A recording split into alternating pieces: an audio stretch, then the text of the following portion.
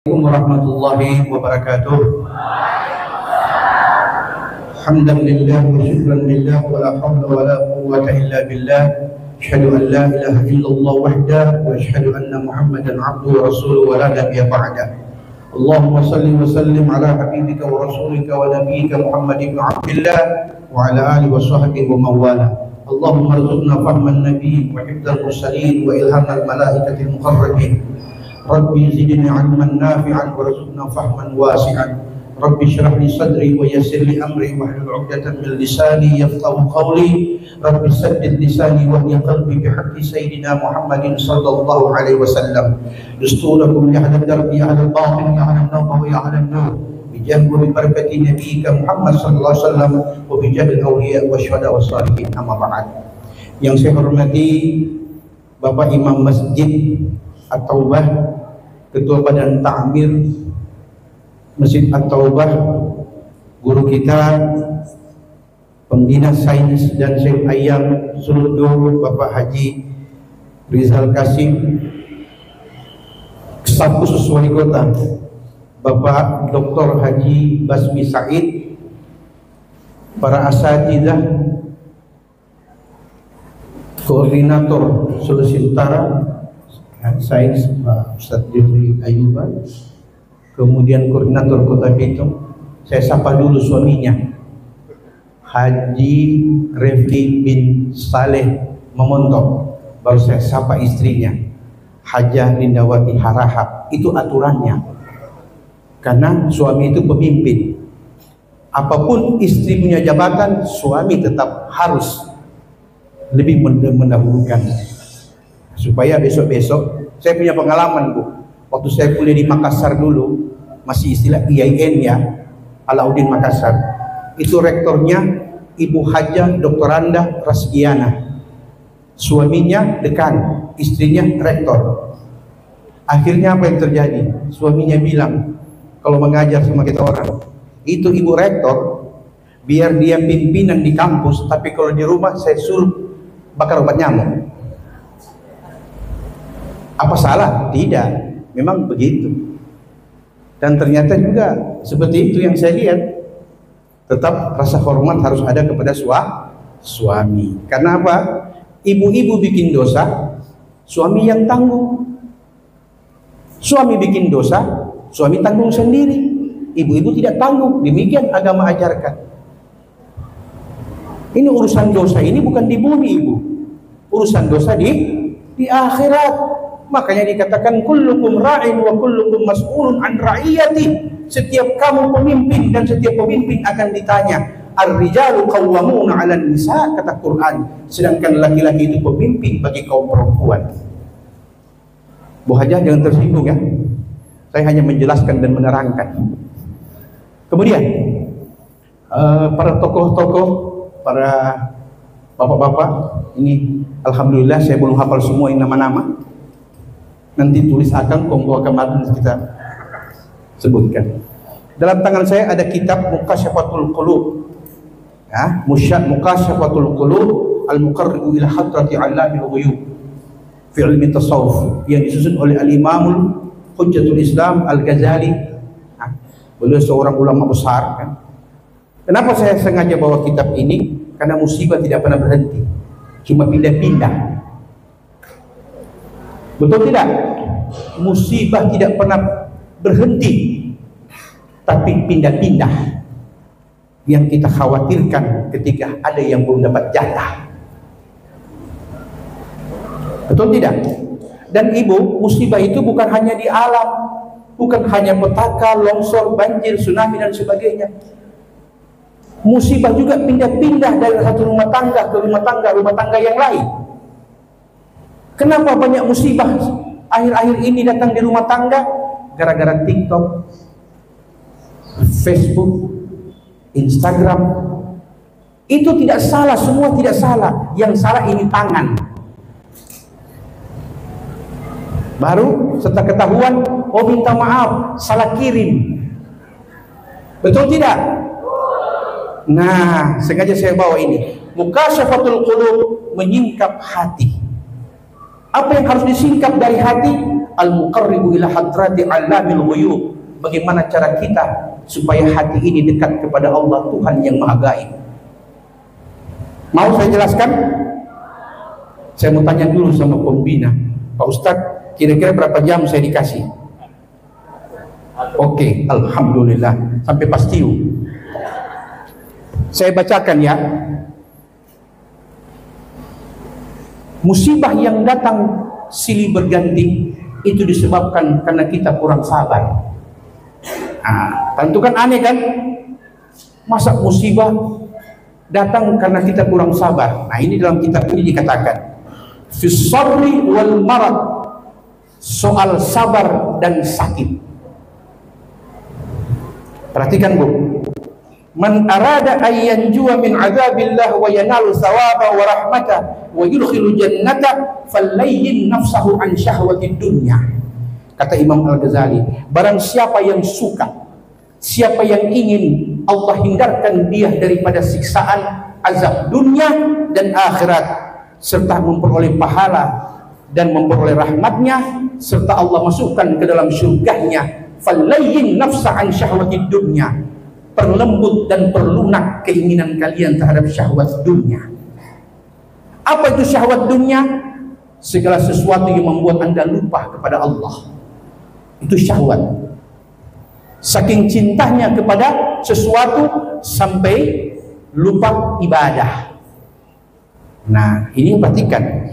Berikut, wal yasbir ala syada'idiha wa masaibiha. Tapi sebaliknya, bila engkau lembutkan keinginanmu terhadap syahwat dunia, maka engkau pun harus barengi dengan kesabaran di saat kau kesulitan dan bersabar ketika engkau mendapat ujian. Kemudian dikatakan oleh beliau, kama qala Allah Ta'ala, wallahu yuhibbus sabirin, sebagaimana firman Allah, sesungguhnya Allah suka dan cinta kepada orang-orang sabar. Dalam Al-Quran Bu, kebersamaan Allah itu ada beberapa kalimat dipakai. Ada Allah menyebut kata yuhibbu, artinya cinta. Ada Allah menyebut kata ma'a, yang artinya bersama. Tapi untuk sifat sabar, dua kata ini dipakai Allah. Dalam ayat dikatakan tadi, wallahu yuhibbus sabirin, Allah mencintai orang yang sabar. Tapi di ayat yang lain Allah berkata, innallaha ma'as sabirin, Allah bersama orang yang sabar. Mari kita lihat. Kira-kira kalau ibu cinta sama suami, alasannya kenapa? Kenapa? Karena banyak manfaat yang kita dapati dari suami. Perhatian, kasih sayang, perlindungan. Betul tidak? Kalau itu semua sudah tidak ada, kalau semua itu sudah tidak ada, kira-kira masih ibu cinta suami? Main pukul, nyenak kasih nafkah, usir-usir kalau marah dari rumah, semua itu sudah tidak pernah diberikan oleh suami. Ibu masih cinta? Jadi alasan cinta itu karena apa yang ibu dapati, sesuatu yang bermanfaat. Itu yang membuat ibu sayang dan cinta kepada suami. Allah juga demikian. Selagi ibu taat dan cinta dengan sesuatu yang Allah perintahkan, maka Allah mencintai orang-orang yang sabar. Bisa paham ini? Tapi sebaliknya ibu bilang, ibu tidak lagi taat kepada Allah, mempertahankan rias dan make up di kala pesta dibanding sholat, itu juga salah satu penyebab musibah berpindah tidak berhenti. Bisa paham Bu? Berikut, kesabaran itu kata Imam Al-Ghazali ada 3 bentuk. Dia mengatakan wasabru ala aujuhin, sabrun ala ta'atillah, wasabrun ala maharimiha, wasabrun ala musibah. Sabar yang pertama adalah sabar dengan ketaatan kepada Allah. Ibu-ibu, sholat 5 waktu butuh orang sabar atau orang yang tergesa-gesa? Ya, sabar terhadap ketaatan. Puasa perlu sabar tidak? Umrah dan haji perlu sabar tidak? Coba saya tanya, waktu ibu-ibu pergi haji atau umrah, ada tidak bertengkar dengan teman-teman dengan suatu perjalanan umrah? Yang tidak ada, cuma baku ambil, baku kata lagi. Kesabaran-kesabaran inilah yang menyebabkan karena kita taat kepada Allah sehingga kita tidak melanggar aturan-aturan. Makanya perlu hukum syariat. Hukum syariat inilah yang ajarkan bagaimana sholat yang khusyuk, bagaimana ibadah haji yang tenang, bagaimana zakat yang ikhlas. Bila semua ini kita lakukan, itulah kesabaran terhadap taat kepada Allah Subhanahu wa Ta'ala. Yang pertama. Yang kedua, sabrun ala maharimiha, bersabar dengan apa yang Allah haramkan. Pak Bahugel, sadarkan Anda itu? Jawab jujur. Sadar. Bini 2, bini 3 sadar ke tidak, Pak? Sadar. Itu Pak Itua kalau bini 3 jadi raja, bini 4 mampus, bini 1 pasti. Ini manusiawi, Ibu. Tapi ketika Allah mengatakan bila engkau tidak mampu beristrikan 2, 3 dan 4, maka 1 itu lebih baik bagimu. Kita taat kepada aturan larangan Allah dan perintah Allah. Narkoba bagus tidak, Pak? Kalau lagi pusing-pusing, lagi stres, bagus. Bagus. Tapi jangankan Allah, Kapolres larang itu narkoba. Taat dengan apa yang Allah haramkan. Ketika Allah bilang ini tidak boleh, maka kita sabar dan tidak mengindahkan hal-hal tersebut. Ini sabar bentuk kedua. Sabar bentuk ketiga, wasabrun 'alal musibah, sabar dengan petaka dan musibah. Yang bagaimana itu? Contoh, dia bilang sakit. Ibu, kenapa dikasih nama sakit? Kenapa dikasih nama sakit? Dikasih nama sakit karena ada sehat. Ibu tahu dari mana itu sakit kalau tidak ada sehat? Dan ibu tahu dari mana itu sehat kalau tidak ada sakit? Disinilah yang membedakan manusia bersabar dan bersyukur atau tidak, hanya dengan perbedaan sakit dan sehat.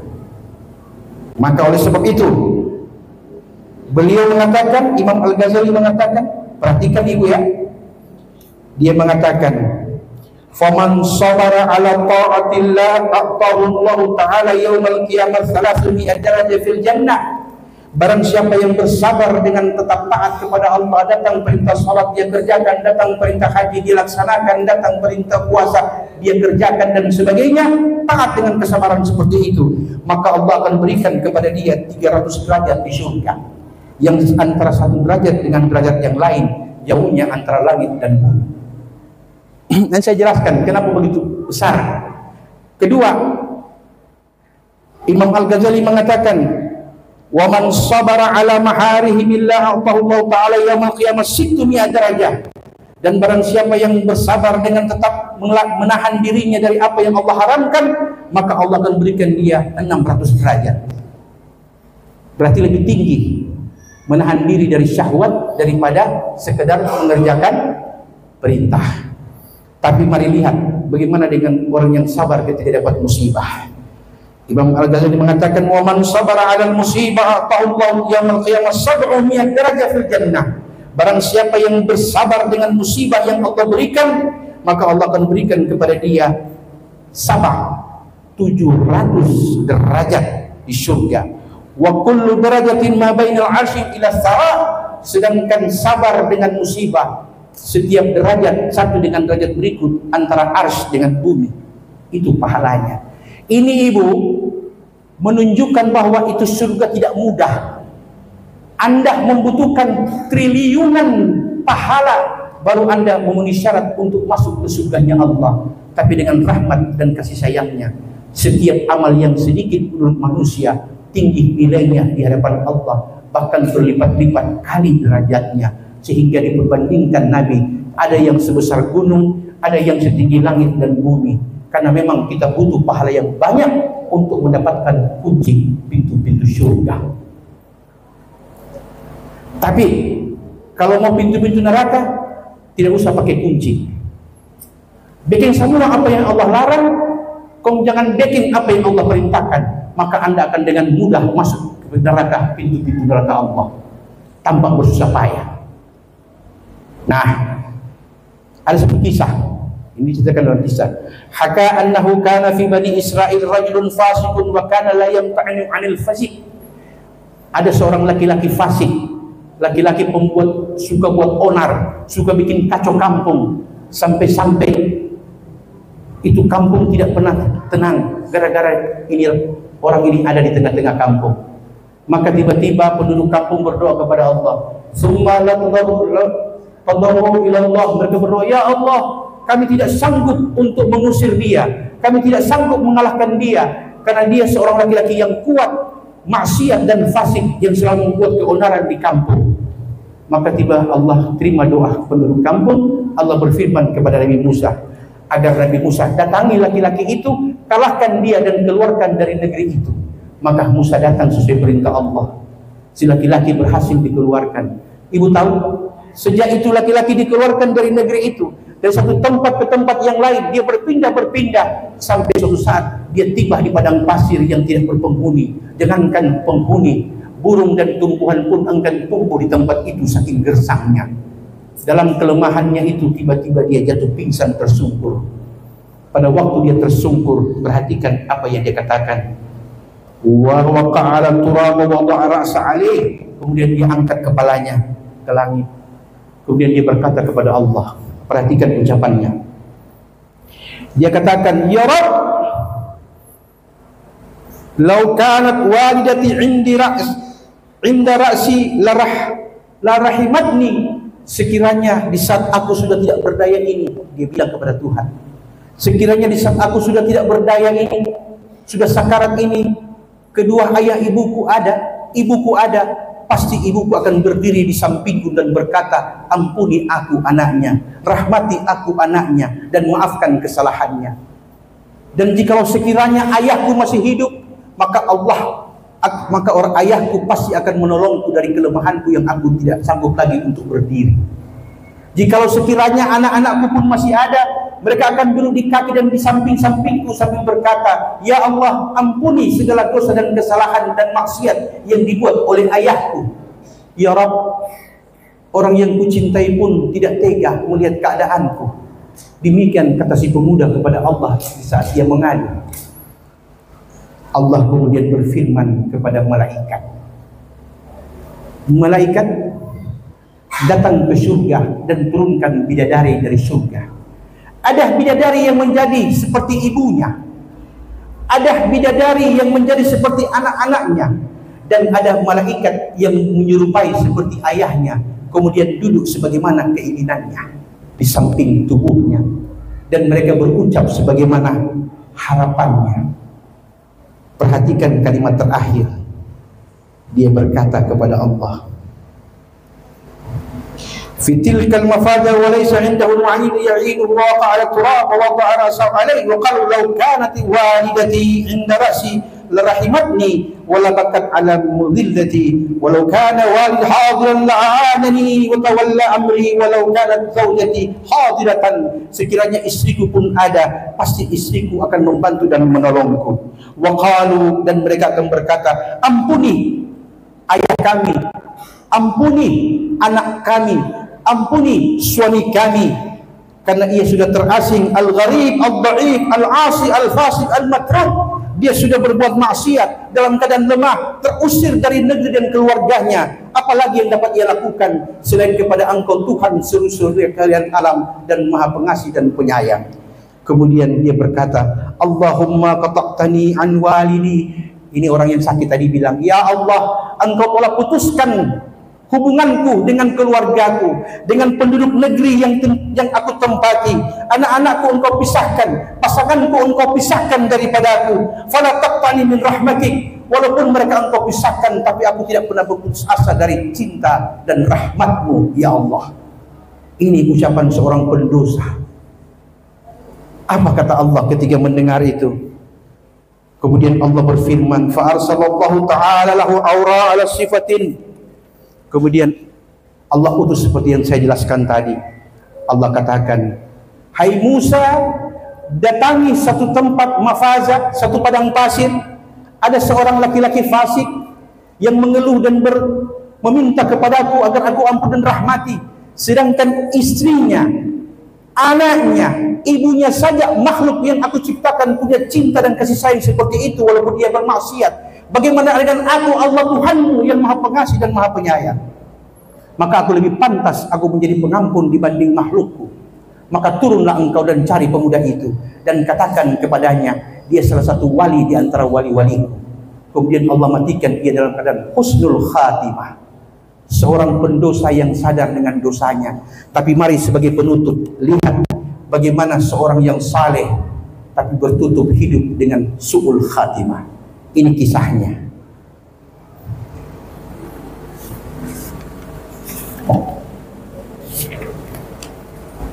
Wahaka ibnu Munabbih anna Nabi Abdullah 50 aman fa Allah ilahi anni qad ghafartu lak faqala ya Rabb. Telah dihikayatkan oleh Ibnu Munabbih dari Abdullah, ada seorang laki-laki yang sudah berumur 50 tahun, Ibu. Umur berapa? Umur 50 tahun. Dan selama 50 tahun dia beribadah kepada Allah tidak putus. Saking kuatnya ibadah sampai-sampai orang tidak sanggup melebihi dan mengalahkan ketaatannya. Apa yang dia katakan? Dan tiba-tiba Allah berfirman kepadanya, kepada laki-laki, Anni qad ghafartu lak.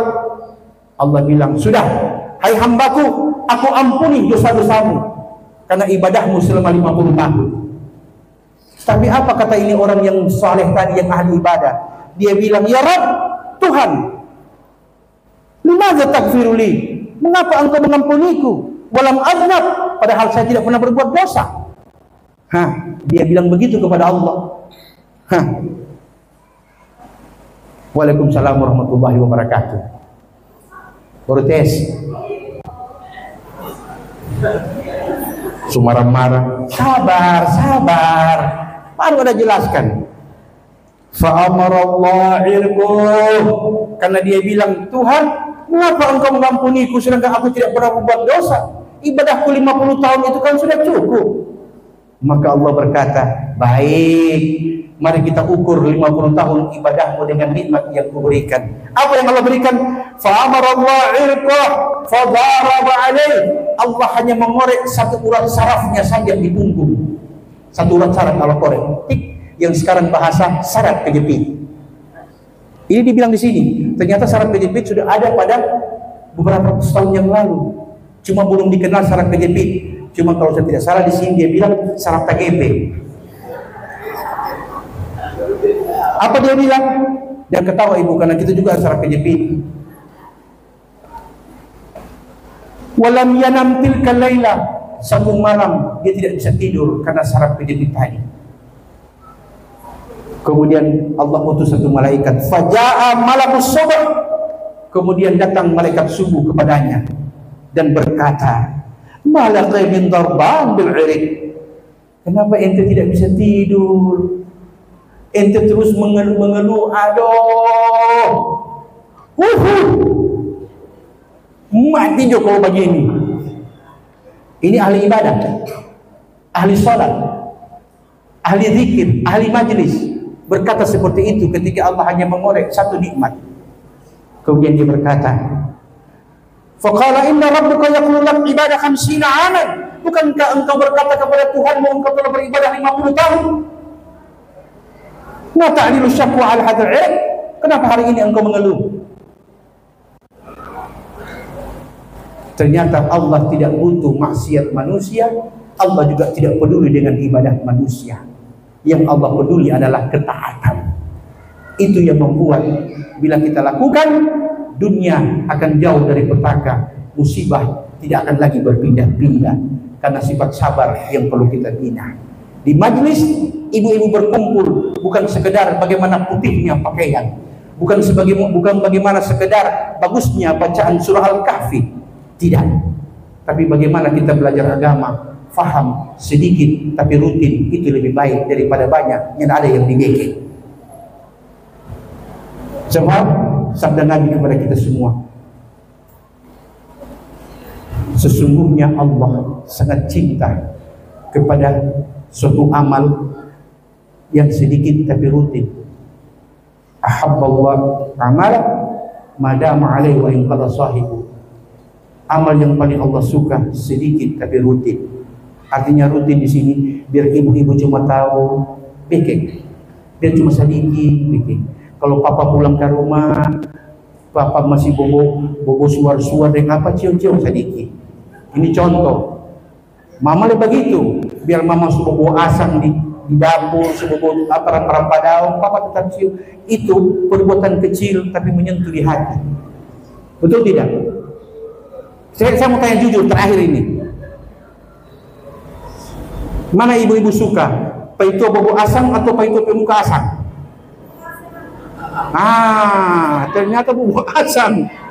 Bubuk asam itu memang top.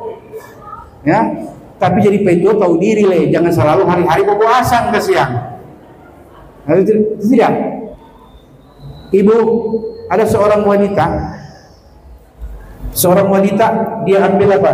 Ambil pedang, ambil panah, datang perintah perang. Dia datang kepada Nabi. Ya Rasulullah, saya biar perempuan, saya punya suami sudah wafat yang lalu bersama engkau. Saya punya anak laki-laki 3 juga sudah selesai wafat. Sekarang aku sudah tidak tinggal lagi di rumah. Pai tua sudah rangkap, 3 anak so game over. Kong kita mau bagaimana? Ibu sedih? Oh tidak.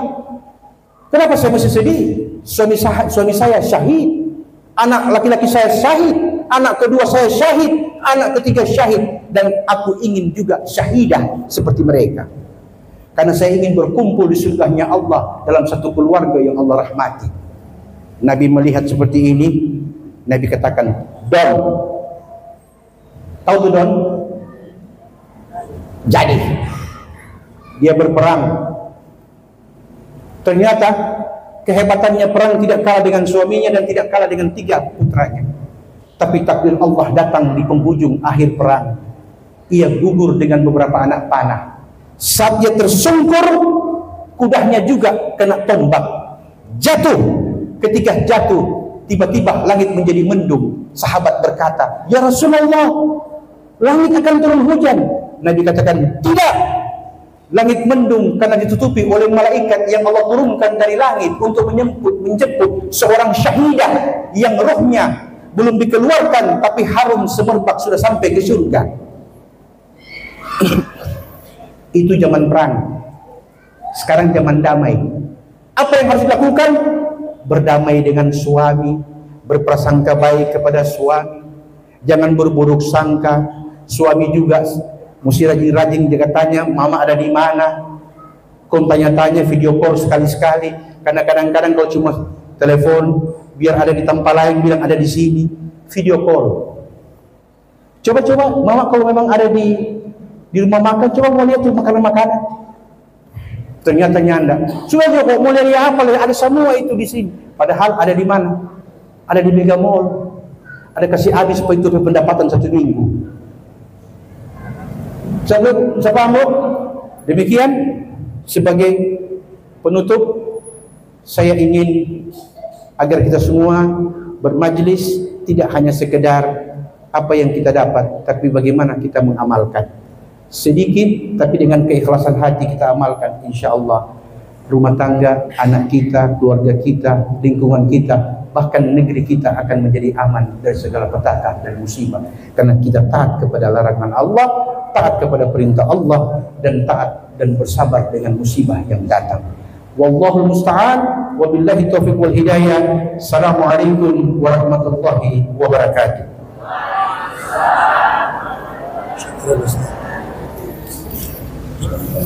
Allah karim. Terima kasih dari sampaikan bahwa kita sudah memberikan kami yang luar biasa. Jadi jamaah sekalian, jangan lupa kami bersama Ustaz. Jangan lupa untuk menjabarkan apa yang sudah disampaikan. Tidak perlu panjang lebar karena tadi sudah Ustaz Zainuddin sudah